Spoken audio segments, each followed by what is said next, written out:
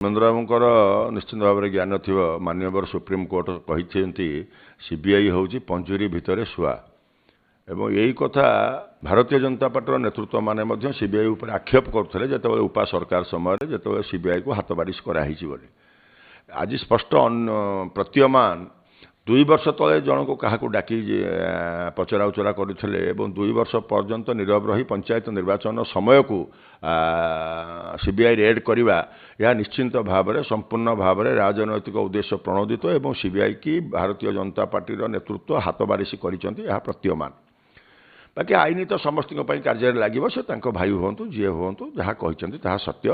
ଆଇନରେ ଯିଏ ଦୋଷୀ ଆଇନର ତା କାର୍ଯ୍ୟ ଆଇନ କରିବ ନିଶ୍ଚିତ, ଏଥିରେ ସନ୍ଦେହ ନାହିଁ। ବିଜେଡିର ବଡ଼ ନେତା ଚିଟଫଣ୍ଡରେ କିଏ ଯଦି ସାମିଲ ଅଛନ୍ତି, ଯେଉଁମାନେ ସାମିଲ ଅଛନ୍ତି ଭାବୁଛନ୍ତି ସିବିଆଇ ତାଙ୍କ ଉପରେ ଆକ୍ସନ ନେଇଛି, ତାଙ୍କୁ ଗିରଫ କରିଛି, ଆଉ ଯଦି କିଏ ଅଛନ୍ତି ତାର ସିବିଆଇ ତା କାର୍ଯ୍ୟକ୍ରମ କରିବ। ଆଇନ ସମସ୍ତଙ୍କ ପାଇଁ ସମାନ, କିଛି ମନେ ନାହିଁ।